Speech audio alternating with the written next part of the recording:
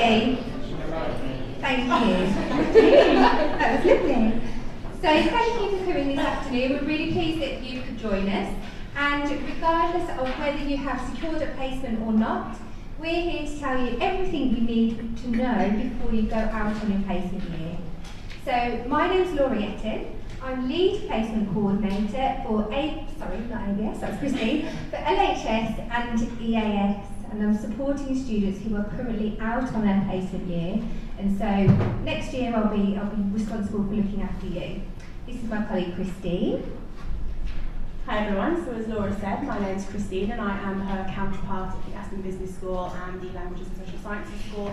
So I do what Laura does, I'll be looking after you guys if you're in ABS and LSS next year. Hi everyone, so my name is Tiffaine Valla and I am the International Projects Manager and I am supporting students to go abroad anywhere in the world. And my colleagues are also supporting students with the study abroad placements. Hi guys, my name is Tammy Judd. I'm the Erasmus coordinator and I provide funding for students who go abroad within the EU. And so I'm your main person if you guys need the Erasmus grant, so I could help you with that. Okay, so also in the room we have academics from engineering, psychology, biology, ABS, here to talk to you after we've finished telling you a bit of information. Also, our manager, Stuart Rose, is here. Give us a wave, Stuart. Hello. So can help you with any placement-related queries. And we'll probably be adding some information into the presentation as we go along. So I'm going to kick off. So these are just a few photos of students out enjoying their placement year currently. Hopefully this will be you in just a few months' time, so keep your eyes on the prize. If you haven't yet secured your placement and you're thinking of coursework and exams at the moment, we understand. We're here to support you and we're here all over the summer. So please do speak to some of the placement coordinators who are at the back of the room and they'll be really happy to support you and tell you a bit more about the services we can offer to support you in that area. Okay, so a little bit of what we want you to get out of today's session. I'm going to tell you everything that you must do before you go out on placement. So the academic requirements of what you must do in order to make your placement official. Actually, at this point I'm going to say as well, we haven't forgotten that we've promised pizza. The pizza is there, it's ready, it's waiting, but you must listen to us first before we let you go ahead and have a taste of the pizza. So we want you to reflect on your expectations of your placement year as well. What are you planning to gain from your placement year? How to get the very most out of your placement? And some finance and assessment information. Okay, so I'm going to pass you over to my colleague Christine and she's going to kick off with some of the basic information. Thank you. Okay, now so some of the basic information, the must-knows before you go out on placement. First one. Sorry, Laura, can I have to click up? So the first one, placement assessment. So there are 4 things you must know about the placement assessment. And the first one's very easy, it's that there is one. So there will be a placement assessment. The second thing to know is that there can be a little bit of a difference based on what school you're in or what course you're studying. But there are some elements that are very similar across all of those things. So there's often a reflective piece that you have to do, a journal or a log, something like that. So it's worth when you get there and you get on placement, make a note of the kind of things that you're working on, the projects that you're doing, because that will really feed into the assessment later on. There is also often an analytical essay or project or something that you have to do, something you'll all be quite familiar with. So the third thing to note is that assessment packs are on Blackboard, so they'll be available to you. The modules will be up there once you have your placement records approved, and we'll talk a little bit more about that in a second. And then finally, about placement assessment, you will be assigned a placement tutor who will be able to support you with your academic needs whilst you're out there on placement. And again, that will depend on an approved record, which we'll go through in a second. Okay, so another thing to note. Sorry, we can't hear in the back. So another thing to note, make sure that you stay in touch with us. So we'll be contacting you on a regular basis through your Aston University email, so please do make sure you're having a look on that. We'll also be contacting you on Blackboard, so have a look and see there the updates that we're sending you on that. And then, of course, there's also a whole platform of different social medias, so the traditional ones, Facebook, Instagram, Twitter, that kind of thing. And we'll talk a little bit more about some of the opportunities later on. Okay. So whilst you guys are out there on placement having a fantastic time, please do remember that you're still students, and as a result of that, the university services are still available to you. That includes things such as the library, that have a wonderful service where they will post you books to your placement location to make sure that you have everything you need to be able to complete your placement assessment. In addition to that, there are the other services. We have the disability support, the advice and representation centre, the hub and the counselling services, and of course us, your trusted placements team. Okay. So I mentioned a few times about getting your placement approved. So how do you go about doing that? Well, when you let us know that you have a placement, you'll get sent what we call a congratulations email, and in that email it'll give you all the information that you need to know about how to get your placement approved, the documents that you need, and where you need to go to do that. Now, the place that you need to go to do that is Aston Portal, so our map. So you upload your record, all the additional documents that you'll need, and then Laura or myself will approve that. Now, this is a really key part of your placement year, because without an approved placement, there are several things. First of all, you won't be able to access student finance, including the Erasmus, if you're going to Europe. And the second thing is you may not be able to count those weeks that you've done on placement towards your placement year, risk failing it or having to repeat it. So it's very important that you get that placement record approved on that. Okay, and then we recognise also that we're giving you this presentation now, we're available to answer questions, but there might be things that come up through the year and you think, okay, what do I do about that? Where do I go? We've created what we call a placement handbook for you, and that is available on Blackboard. So if you do have any questions about the placement year, then refer to that, have a look at it, have a read of it before you go out on placement, so you have as much of the information as you can. But of course, if you do have any further questions, then we are here to answer them for you. Okay, so hopefully you're all with us so far. Any questions? No. I think the most important thing you can take away from that is your MAP account record. It has implications for finance, for your assessment. It's really important. Okay, so at this point, you will have some idea of what you might like to get out of the placement itself. Also, your employers will have an idea about what they want to get from their placement student, and it's really important that you start reflecting on that, thinking about that now. So, I had a student call me the other day, Laura, I'm not really enjoying my placement. So you do a bit of digging, why aren't you enjoying your placement? Well, my friend's on placement in Spain and she's at the beach every day. Oh, come on. This isn't what working life is like. We're not at the beach every day, so you might see that on Facebook it looks like she's at the beach every day. It's not the case. Own your own placement experience. That's really important. So don't be fooled into thinking your friends are on really glamorous placements and yours is really dull. Actually, what you put into your placement is what you'll get out of it. So it's really important to really throw yourself with gusto into your placement to get the very most out of it. And on the back of that, you'll find you might be offered more opportunities to grow and develop, and that will be really valuable to you. So don't compare yourself to your friends. It's not helpful, but of course you can talk to us if you're feeling that way. Okay, so you can expect to be assigned a line manager, a supervisor, someone who is in a role to support you to make the very most of your placement year, and expect to utilise them in the very best way that you can. So if you've got a question, if you're feeling like you need to discuss something, then that will be your go-to person, and make the very best use of them that you can. Okay, so you should expect to receive a job description. Now, does everyone know what a job description is? Yeah. Nods, that's good. It's a document designed to outline the roles and responsibilities that you'll undertake whilst you're on your placement. And this might develop and grow and change as you go along throughout your placement. Really important document, and it's one of the documents that we expect you to upload to MAP. So if you don't have one already for your placement, you're very welcome to just ask your employer. It's a normal part of the recruitment process, and you should expect to receive one alongside a contract or a training agreement or some form of offer letter. That's really important. That's the second important document that you need to upload to your MAP account, but also a really useful reference point for you. So what hours am I expected to work? Am I entitled to breaks? Am I entitled to annual leave? How much might I be getting paid? So if you don't have a copy of that, then again, just ask. So you will also expect a period of settling into your placement, a period of transitioning. Being a student is very different from being a worker, probably in a 9-to-5 environment.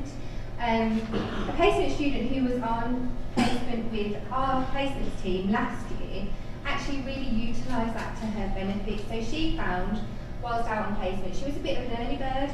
She'd get into work around 7:45, but liked to leave sort of a little bit earlier, say 4:30.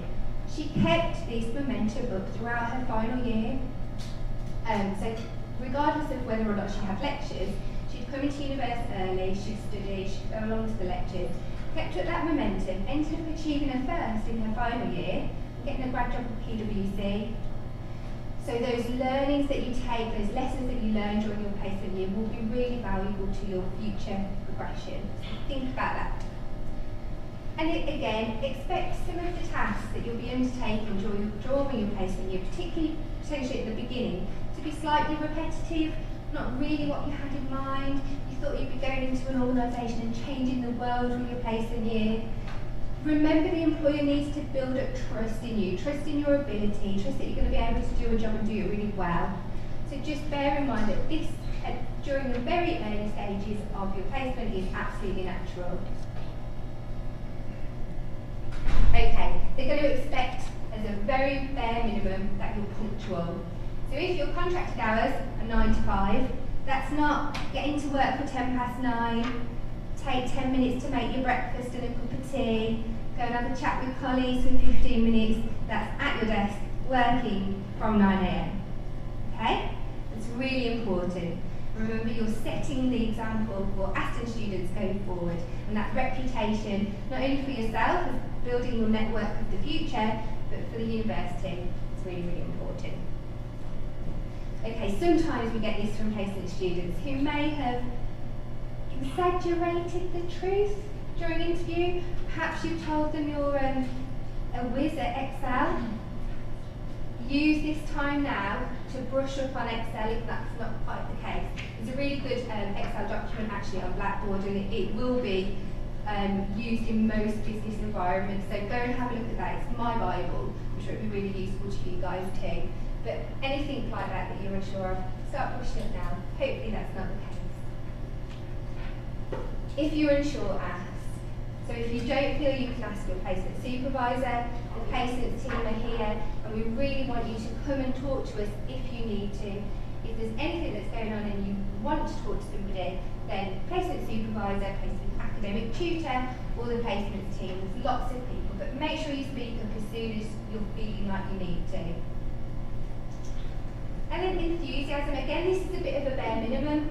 The placement organisation are investing in you, training you, giving you opportunities to develop and grow and be part of their organisation. So in return, showing a bit of enthusiasm will go a really, really long way. Okay, now over to Tiffany.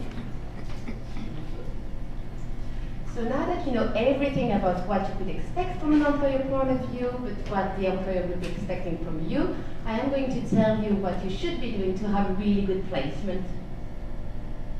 So as you can see, it's kind of a busy slide. So I'm now going to go through all of it, so have a read. It's also on Blackboard, but just to name a few, the first thing will be to honor your contract. So as my colleague told you, the manager will be spending time and effort to welcome you and to deliver training. The bare minimum is to be respecting the company, but also the duties and responsibilities that are allocated to you, and just to be respectful and professional at all times. Being professional also means that you need to adjust your communication style. You will be in a working environment, so calling your manager buddy or coming with flip-flop, not really professional or recommended. The other thing to consider is the fact that the employers are not going to be expecting you to know everything, so ask questions. I know that sometimes when we ask a lot of questions, we are feeling a bit uncertain. Am I being boring? Am I asking too many questions? It's okay, they are expecting it. The other thing will be also to show initiatives. Employers are often recruiting interns to learn new things. You are coming to a company with ideas and with a pair of fresh eyes. Take this as an advantage. So if you've got ideas, build a report and present it to employers. The few things that you should be thinking about is, first of all, your development. What do you want to achieve? What do you want to do? But how are you going to be achieving this? So ideally, if you can have a personal development plan before starting your placement, that would be really helpful. Also, even if for us you are students, for the employers you will be a full-time staff member. So when you are making decisions, try to think about how this could be impacting your team or how this could be impacting the employer. And work-life balance. So yes, when you're at work, you have to be committed, you have to be respecting the hierarchy and all of it. Outside of work, it's a little bit different. You know, you still need to enjoy life. So after work, after 5 p.m., go for a drink, go to the gym, do anything to distress, but make sure to have this right balance. Ooh, clothing. That will be really depending on the company, on the country, but also on your manager. Pretty sure, you know, you will sense it. You will see straight away what you should be wearing. Just make sure to respect it. And what you really need to consider is the fact that when you will be doing networking and you will be meeting new people, they will have an opinion on you within the first 15 seconds. So what you will be wearing will be kind of portraying who you are. So just make sure to be conscious of this, because people that you meet tomorrow could be your manager after graduation.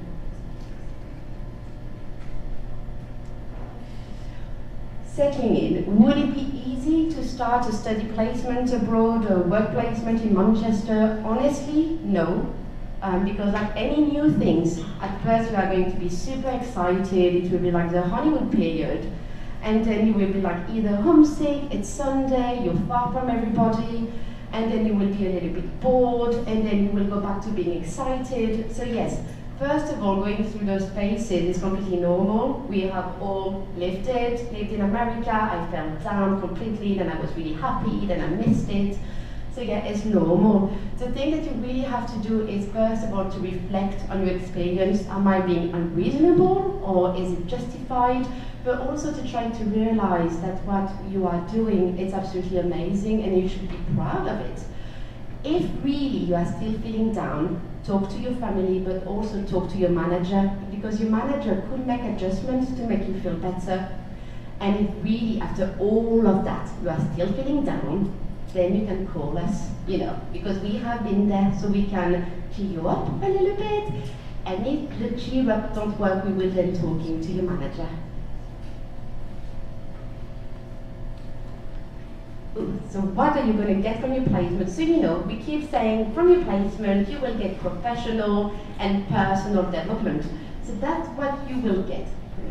I'm going to go quickly. The first thing is you will get skills. So for example, I'm not very confident in presentation. Well, maybe with my work I'm doing right now, I will get a little bit better. You might not be really good in analyzing. That's a skill that you could be developing. You will be doing networking, so you will meet people that will be inspiring you, but you could also be meeting your future manager. It's really important, for example, during your placement to have business cards, because people that we meet during this year could be really useful for the following year. You will have an idea of a career. A placement doesn't automatically mean that you are going to be working in this industry, but at least you will either have a confirmation, this is what I want to do, or it will be the opposite. Well, actually, I worked in finance for 6 months, I hate it. You will have the final year to adjust it, and finally, a salary. You will have money, which, you know, is lovely. Now, the professional, what will you gain from your placement? Well, you should gain confidence And you should feel a lot more mature after a year abroad or working. You will also meet a lot of new friends. The good thing is if you meet a lot of friends, chances that these friends will be based abroad, so for like cheaper holiday, it's quite good. But to meet those people, you will be the one responsible to make the effort. You know, if you go abroad, people are not going to come to you. You will have the one to join societies and go out and everything. And you will have fun. Like the year will go so quickly that you just have to make sure to embrace it at its fullest because it will pass by no time. Good. Thank you. Yes. Hi guys, I'm going to talk to you about the finance side of things. This is Kim Jones sitting here. Okay. You could do, so she's going to give you a little presentation about the finance side of things at the end, because I think there's more to it that you guys need to know about student finance and all that. I'm going to talk to you about Erasmus. Have you guys heard of Erasmus before? If you haven't, that's fine. Erasmus is a funding that's provided by the European Commission to encourage students to go on placements outside of the UK, but still within EU. If you're to qualify for this grant, you need to have a placement duration of 2 months. If you're working and if you're studying, it needs to be 3 months. And you can be looking at getting 300 to 350 euros per month if you're studying, and if you're working, you can get from up to 400 to 450 euros per month. The application process is quite simple, so I would definitely encourage students to use this opportunity to go abroad and have this funding, because we might not have it in the future due to Brexit. That's pretty much it from me. If you have any more questions, I'll be around later, and also you could email us on the email address provided on the board. I think the two things just to add regarding Erasmus is, first of all, you will be receiving 80% of the total amount that you are eligible for, meaning that when you move abroad, if you have to pay a deposit for an apartment or things like this, you will have this sum to use. Also, it's not free money, meaning that you are signing a contract, an Erasmus contract, so you are contracted with the European Commission and Aston. So if you decide to leave your placement, there are some consequences. So just a few things to bear in mind, okay?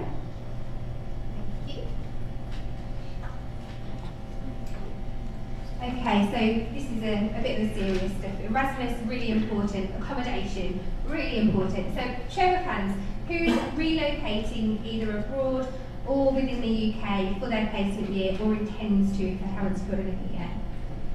Okay, that's a pretty good portion. I think well done you. You're going to have a really great experience.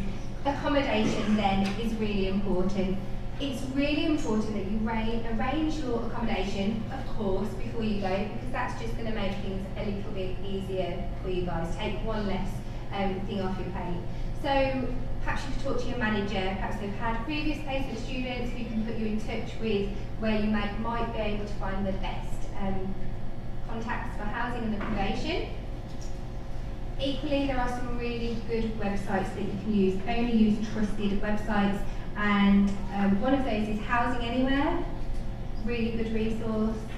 But also on your Blackboard modules, there's some really interesting country guides if you're going internationally, but generally some accommodation links there. Using social media, Facebook groups as well would be really helpful. Do you have anything to add on accommodation?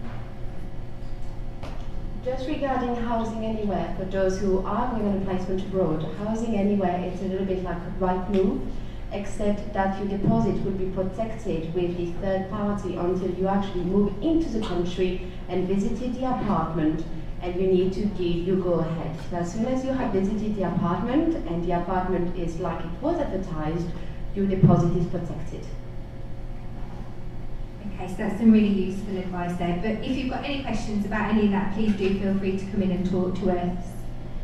We've touched on this a couple of times and we're repeating ourselves because it is so important. If there is anything at all that you need to talk about, get off your chest, pick up the phone. If it's not to mum and dad, if it's not to your placement supervisor, if it's not to your academic tutor, then you can of course talk to us, and that's exactly what we're here for, so please do.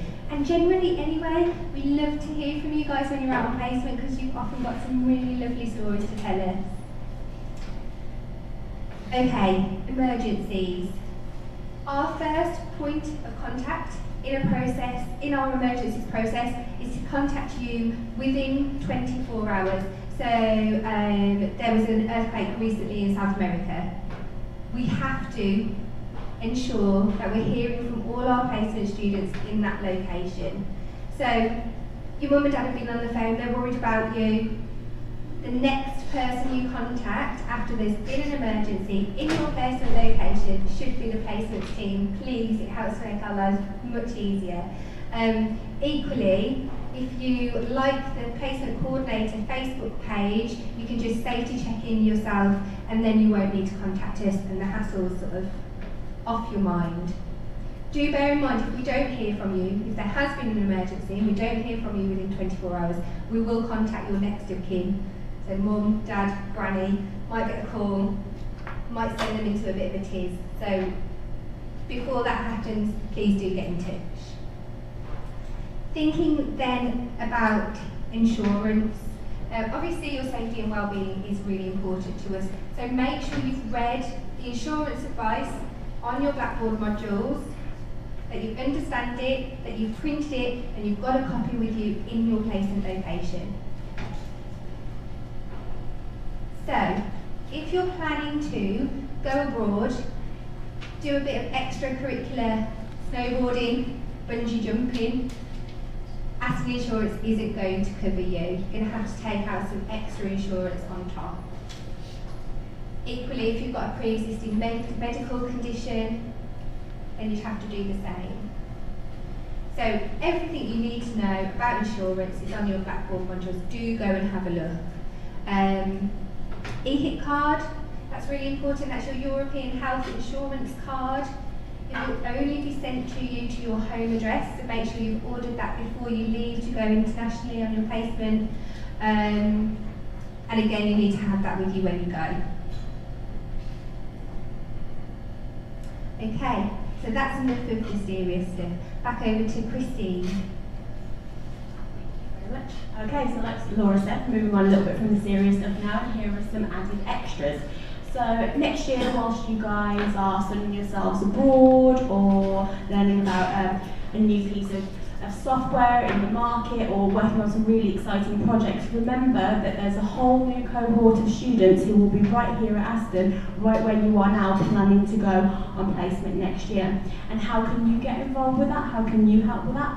By being a placements ambassador. So there's a few ways in which you can do that. You see some of them listed up there. There's a photo competition, there's a blog competition, and actually Aston does also have some paid opportunities for you. So if you are thinking about doing something like that, we have someone from the marketing team, Jordan. Is he here? No, but we will send out that information to you because there are some paid opportunities for you to take part, so that you can inspire next year's placement students to have as much of an amazing time as you guys no doubt will. Okay, so as I mentioned, there's a blog competition, and we do also have a blog of our own. Have any of you logged on and had a look at that? So that is there on the website, so you can go and have a look at that, have a read about some of the amazing stories and opportunities and news that's going on for placement students right now. And here we go, here are some photos from some of our placement students as well. And then in addition, in a way that you can be an ambassador for an Aston placement year is to be a peer mentor. So, or a mentee, you can sign up to that programme, and what that means is we may want to put students in contact with you who are about to go on placement, so you can share all of your expertise and you can support them through the journey that you guys are going on right now. Okay, so some key things to remember before you go. We've talked about these, so just to recap. Make sure that you upload your placement record to MAP. You want your placement approved so you can get your finance, you get your placement tutor, and of course you can just get that all signed off so your weeks can count towards your placement year. Next thing to do, have a read of your contract, have a read of your job description. What is it you're signing up to do? Refresh yourself again, what is it that I can expect? All the things we've discussed in terms of expectations. really get that clear in your mind. Do a little bit of research. How are you going to get there on your first day? You're going to a new university, and you're going to be in a new country, a new city. What is your travel route? Laura mentioned earlier punctuality. You want to make sure that you turn up on time on your first day. Research the latest company news, research the country, get used to all of the new things that you're going to be experiencing so you have something with you when you go. You can talk about that with managers, with colleagues, and you're in that situation where you know quite a lot of things, you're not having to play catch up quite as much. And then, like Tiffany was saying earlier, remember work-life balance. What's the nightlife like? Research the leisure activities that you can do. Where's your local cinema? Where can you get, if you're going up north, where is a good bag of chips? It's very important. Research the place that you go to so you can make sure that you have all of that to get the most out of your placement year. And again, remember, there is the placement assessment. As we said, we do have some academics in the room who will be here to talk to you at the end if you have any more questions on that. Have a look on Blackboard, read your placement assessment, and then you will be assigned a placement tutor once you have your approved record. So here are our contact details. You can contact us. We've got our phone number up there, and we will also have all of the email addresses there depending on your different schools. So it will be wherever your school is, and then placements asked into ACT UK, and of course you can get in contact with us as and when you need to. And then finally, good luck on placement. And I'd like to hand you over to Kim Jones, who's going to talk to you about finance. Hi. Right, I'm sorry about this, it's a little bit dry. I'm going to do a really quick overview of finance placement. Can you turn the screen around so I can see you? Really quick overview of placement funding. I will be about at the end if you've got any questions. The reason I've asked to do this presentation is different placements attract different levels of funding. So there might be bits you can zone out of, and bits you want to listen to, and then bits you want to ask me about further next time. Okay, so that's our email address for the Hub at Aston. You can contact us anytime when you're on placement if you've got queries. I'm going to talk about the different types of funding available for home students and EU students very briefly, and then placement scholarships. Okay, so what types of placement are there? Well, obviously there are paid placements, and hopefully you'll all get one of those. And then there are unpaid placements in the UK. And then there's a category called unpaid service. And an unpaid service placement is generally a clinical placement, but not always. So that will be biomedical science, psychology, where you work in the NHS in the UK and you're doing a clinical placement. Also, if you're working with a local authority or a voluntary organisation in the UK that's specifically related to the health and welfare of children or young persons' welfare. And that's very specific, and it's a bit of a grey area, so not every unpaid placement for a voluntary organisation will attract unpaid service funding. Or in a prison or aftercare service in the UK, or if you're doing unpaid research in a university. So any of you think you fit that category, remember unpaid service, and I'll come to the funding for that in a moment, but just remember you think you fit that category. And then of course there are overseas placements, and that will be Erasmus and non-EU placements and study placements. I'm going to cover the funding for each of those separately, so just try to zone in and out where it's applicable to you. So paid placements and unpaid placements in the UK that don't qualify as unpaid service. Now this is quite important because the funding is at a greatly reduced level. So if you're living at home, it's approximately £1,900 for the whole year. If you're living in London, it's about £3,500 for the whole year. And if you're living elsewhere in the UK but it's not at home, it's about £2,500. And that's the case even if your placement is unpaid, unless it fits into the unpaid service category. So you need to think, if you're taking an unpaid placement in the UK, how are you going to support yourself on that level of funding? Placement scholarship, if you're eligible, and that's generally, if your placement is unpaid, you normally get the Excellence or Aspire scholarship. and that can be paid as cash or a tuition fee discount. You will be given the opportunity in term 1 to select the payment method. Now, I know the girls were talking about uploading your placement onto MAP. This is essential that you do that, because if you qualify for a placement scholarship and your placement is not uploaded by the end of January, you lose that scholarship. So don't forget to upload it, because our registry team are really strict on that, and we've turned a few students down. And when we're talking about £1,000, that's a lot of money to lose out on. So please upload it. Okay, unpaid placements which count as unpaid service. So you remember the ones that are in a hospital, unpaid research, or a voluntary organisation related to the health and welfare of children or young people. You obviously get your tuition fee loan, which is £1,000 by the way, but you get the full funding as in a normal academic year. So instead of the reduced amounts that I've just spoken about for UK placements, if you're in a clinical placement or a research placement, then you will get full funding. Now, student finance do sometimes get this wrong, so if you've got any concerns, contact the Hub and we'll help you with it. We're there to sort your funding out if you can't, so please don't ignore us, we can help. And the placement scholarship, that unpaid service placements qualify because the placement is unpaid. Erasmus placements.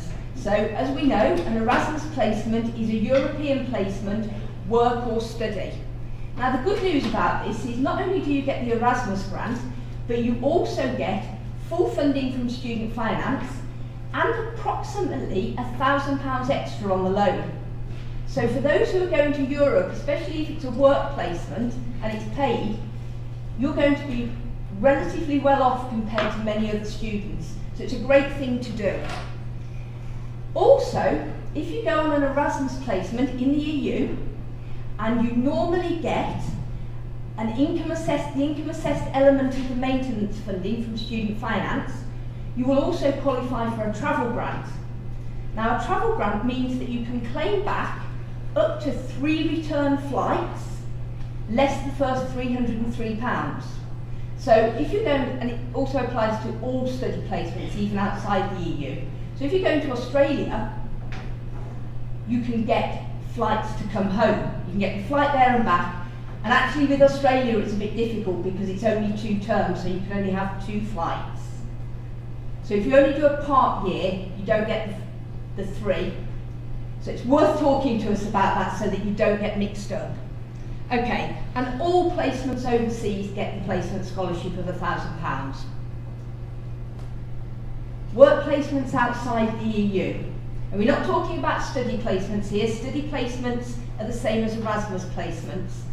But if your work placement is outside the EU, the funding is greatly reduced. There's no travel grants, and you will only get a reduced level of maintenance funding of about £2,900.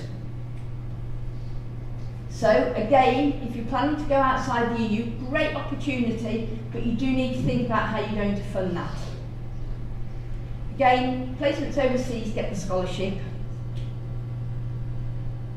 Placement scholarship is available to all students on placement who are on an unpaid UK placement, an overseas placement, or they meet the criteria for the Excellence or Aspire scholarship in previous years.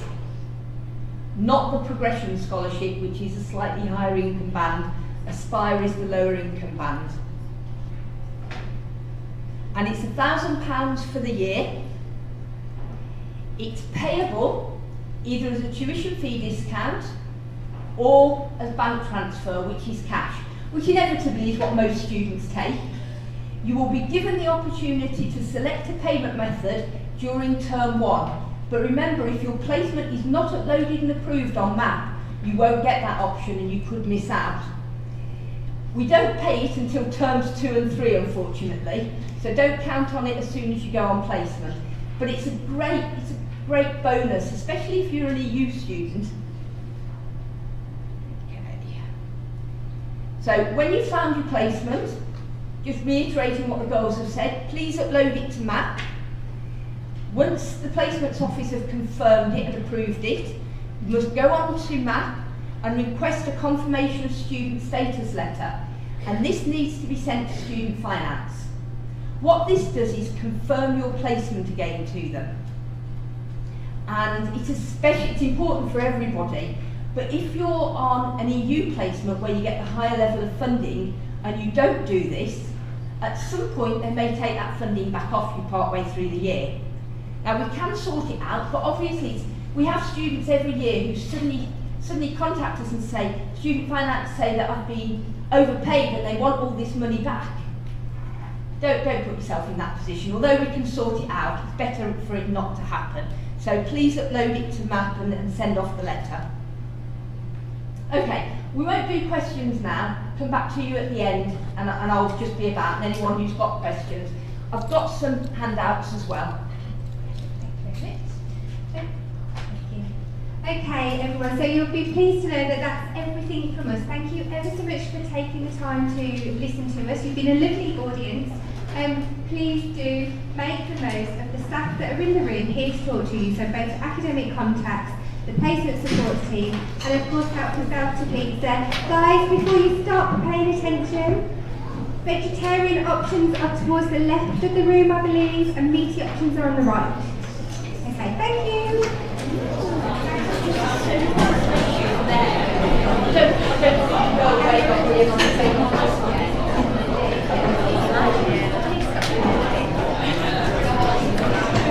Have to have it anyway.